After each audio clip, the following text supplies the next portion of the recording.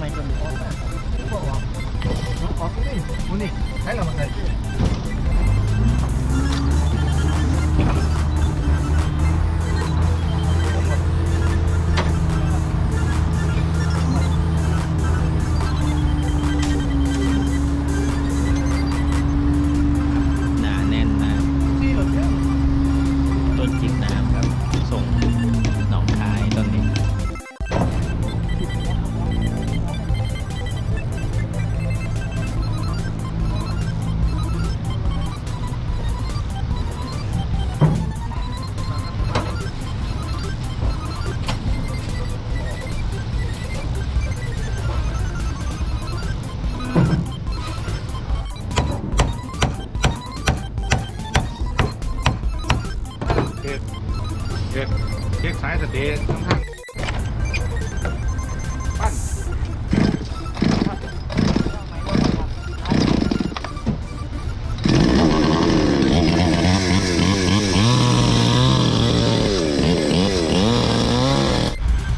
ครับผมตอนนี้กำลังใช้แสแลนคุมโครงสร้างใบต้นไม้อยู่นะครับ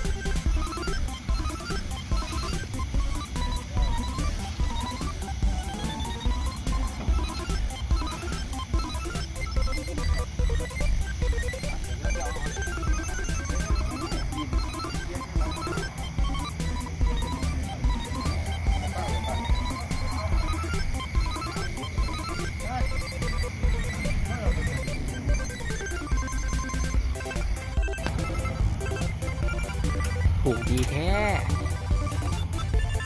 ผมเห็นบางสวนนะวิ่งเส้น24เข้ากรุงเทพอะตีคู่กับผมไปไม่มีผูกไม่มีอะไรทั้งนั้นเลยไปกันนะผมก็เงียบครับพวกนี้เข้านครนายกมันอ่ะเสือนี่เขาไม่ได้คุมไม่ได้อะไรเลยนะปล่อยโล่งๆไม่เพราะว่าเขาไปตั้งสวนเลยตั้งแล้วเขาก็ยัดใหม่ไปเรื่อยอีกเป็นไม้ดิบนะไปเพราะเพิ่งเขาขึ้นไม้เราอยู่แถวสุรินทร์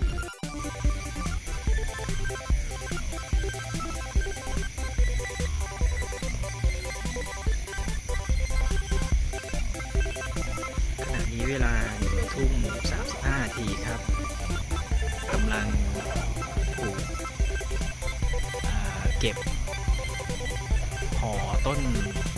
จิกน้ำอยู่ครับผมเพื่อป้องกันการบอบช้ำนะครับขนส่งครับผม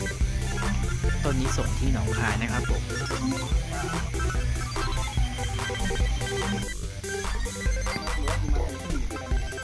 เรียกว่าที่โตตะปูจะได้ไม่ได้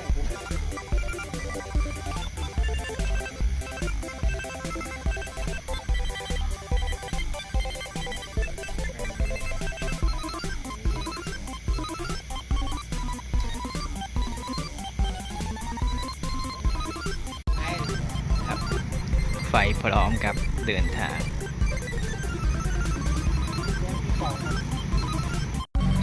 แล้วครับปลายทางหนองคายครับผมโชคดีครับ